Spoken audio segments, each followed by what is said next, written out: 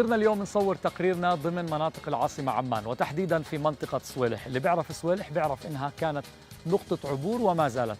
الناس اللي بتعبر مثلا من الجنوب إلى الشمال وبالعكس بمروا بصويلح. صويلح أيضا كانت نقطة مهمة للعبور ما بين مدينة القدس ومدينة عمان. اللي كان يروح إلى القدس ويرجع من القدس إلى عمان أيضا كان يمر بصويلح. صويلح بسكنها الأردنيين من شتى المنابت والأصول، خاصة أبناء العشائر على سبيل المثال اللي هم ضمن مناطق البلقاء. أيضا بسكنوها أهلنا الشركس والشيشان، ولكن أول من سكن وزرع وبنى في منطقة صويلح كانوا الشيشان. كونوا معنا اليوم في تقريرنا مع أهلنا الشيشان في صويلح.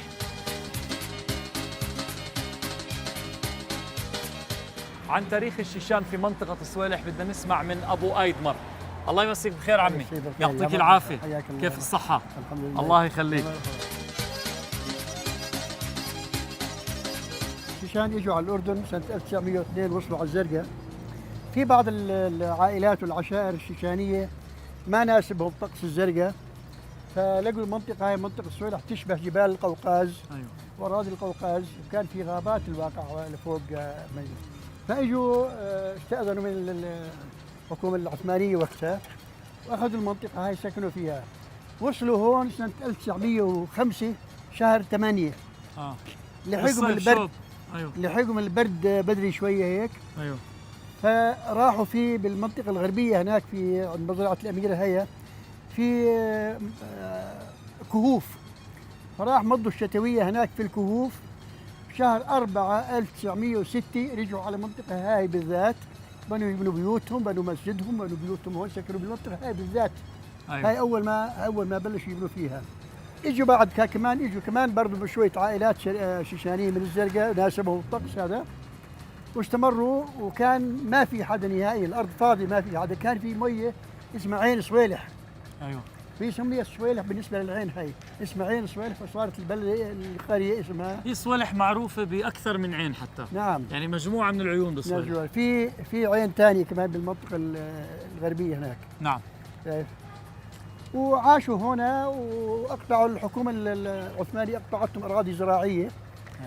صاروا يفلحوا ويزرعوا وعاشوا هون. والواقع عاشوا بأمان وبكل سلام مع جيرانهم العرب هنا. يعني كان في وحدة حال، والعرب كانوا متعاونين مع المهاجرين المسلمين. أيوه. ويتعاطفوا معاهم. الحمد لله ما في أي مشاكل، عاشوا مبسوطين.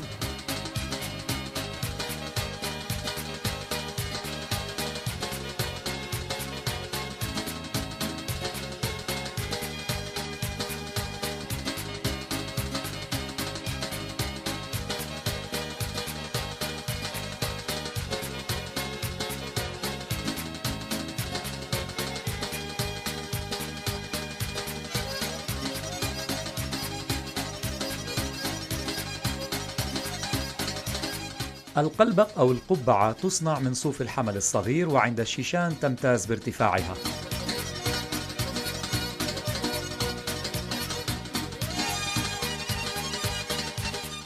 الحمد لله إنه ربي ساعدني على الاحتفاظ في مقتنيات العائلة، فتوارثت كل هالشغلات هذه، وكل الشغلات اللي بتشوفوها بفضل الله من أهلي وأقاربي ومعارفي.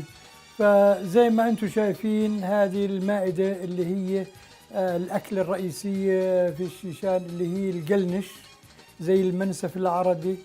فستي أمي هي اللي جابته من روسيا من الشيشان، واحتفظت فيه وأنا احتفظت فيه ولا أزال. زائد السلاح اللي رايحين تشوفوه في الفاترينا، وهي بندقية ألمانية صناعة شبانداو برلين 1890. زائد السنجة، زائد الخنجر اللي هو بالشيشانية الشلتة. فهي مش خنجر وبس، هي شلتة وهي ذو حدين من الطرفين.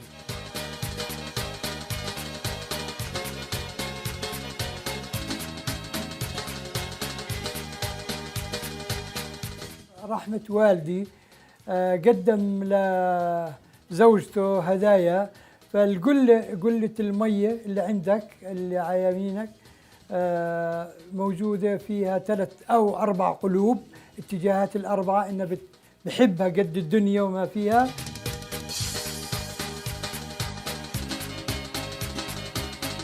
البساط أو السجاد الشيشاني يصنع بطريقة مختلفة.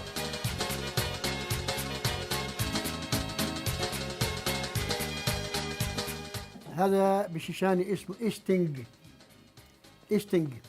طريقة صنعه هذا مش نسج، هو الواقع هو هذا صوف مدعوك دعك أو مضغوط. هذا النسوان بيسووه، بفرشوا صوف ناعم نعم. بسماكة معينة. نعم. برشوا عليه مية، برطبوه، بعدين ببلشوا يلفوا فيه شوي من البداية، بيلفوا فيه بيعملوه هيك، كيف يلفوا فيه، بصير يفردوه ويرد هيك يد هيك يدعوه هيك ينعموه. ايوه. دعك لمده معينه مي، يعني بيطولوا فيه بيفردوه، برشوا عليه شويه ميه، بردوا بلفوه مع الضغط، بلفوه. أيوة. مع الضغط بالنهايه بيطلع هذا. بعدين بقصقصوا هذول، هذا مقصوص في له قوالب خاصه. هاي زي هاي في الواقع، هاي في شيء رسومات شيشانيه، في رسومات داغستانيه، في رسومات شركسيه، وكل بيحكي بيقولوا انه هذا كل رسمه معينه لها معنى معين. اللي فهمناه انه تقريبا هذه عمرها اكثر من 120 سنه. أنا كانت لجدته لزميلنا. أيوة. تامر من لما ايام كانت بنت، يعني والدتها لسه عملتها لجدتك.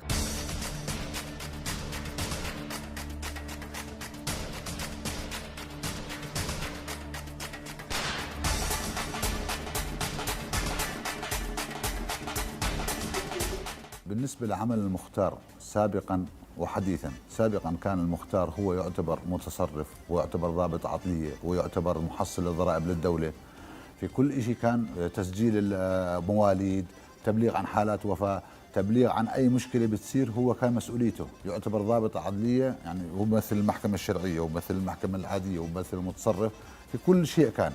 لكن حديثا المختار أكثر واجباتها تقلصت لوجود مركز أمني، لوجود متصرف، صار هو عبارة عن إصلاح ذات البين، يتابع أمور عشيرته. هاي الوثائق اللي موجودة عندي اللي أيام ما كان أبوي فيها مختار، هاي عبارة عن ضرائب المتحققة على الأراضي اللي كانت أيامها تتحقق. طبعا هي بتتحقق بالدينار والفلس، ولكن تطلع عليها الكشوفات بتلاقي أكثر شيء كلها بالفلس، نادر ما تلاقي واحد عليه دينار وكذا. دينار كامل. أيوة، هذول السكان، سكان صويلح الموجودين من شيشان، من شركس، من عرب، من مسيحية كانوا فيها كمان. حتى بالعادة الوثائق التاريخية كمان بيكون فيها أسماء الناس وعائلاتهم، أيضا تعتبر يعني من خصوصياتهم وأسرارهم، ولكن صار مر تاريخ طويل. يعني إحنا من باب العلم، هذه أسماء الناس اللي كانت عايشة في منطقة صويلح برضو سنة 57 58 ما ترتب عليهم من ضرائب، مثلا طبعا كلها بالفلوس، يعني زي ما تفضل المختار من النادر ما نشوف مثلا في دينار، ولكن أنا بهمني أسماء العائلات.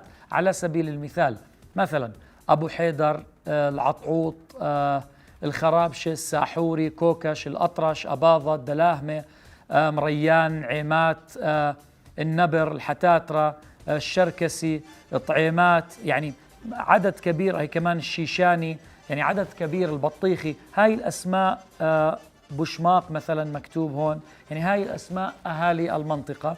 وكمان يعني لحسن الطالع مثلا سمو الأميرة مقبولة بنت الملك عبد الله المعظم، كمان كاين في عليها 184 فلس، يعني 184 فلس ضريبة سنة 58.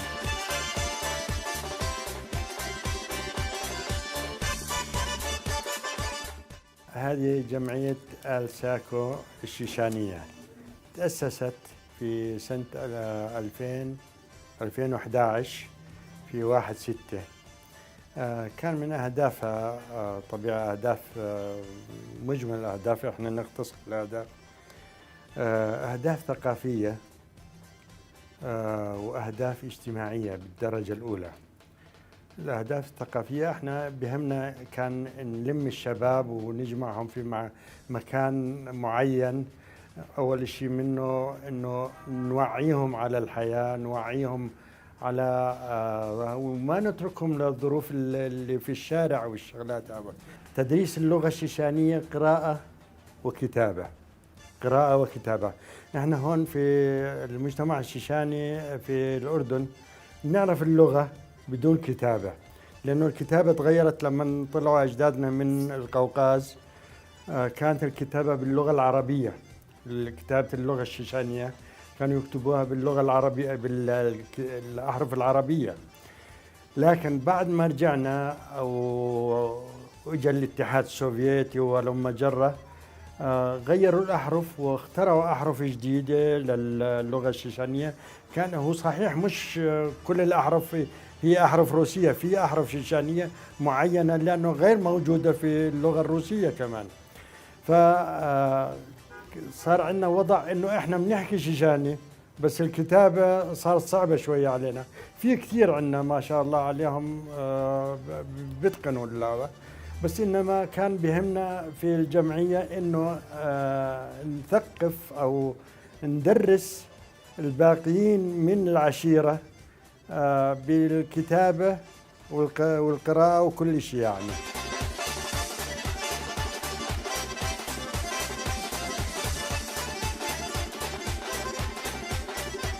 نيابة عن شيشان صويلح وبنيابة عن مجموعة شباب شيشان صويلح حابين نقدم لك شيء رمزي ومن خلالك نبلغ شكرنا الجزيل لقناة رؤيا.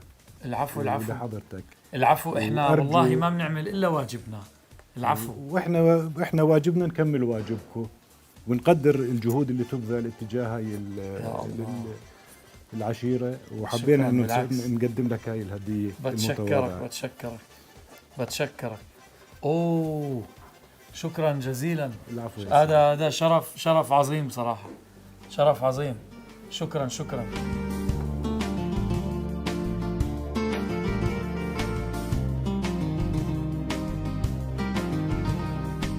يعتبر المطبخ الشيشاني محدود من ناحية الأطباق الشيشانية، ولكنها متميزة الطعم والشكل.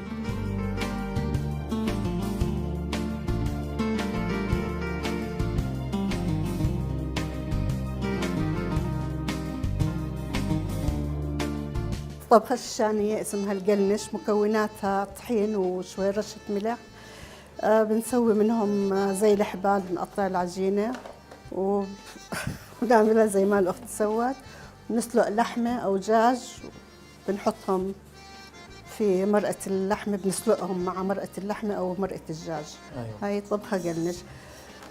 فالشغلة الثانية هاي الأكلة منتش، بندق العجينة وبنقطعها مربعات، نحط فيها لحمة وبنشكلها، وهاي على البخار، في إلها طنجرة خصوصة على البخار بنسويها.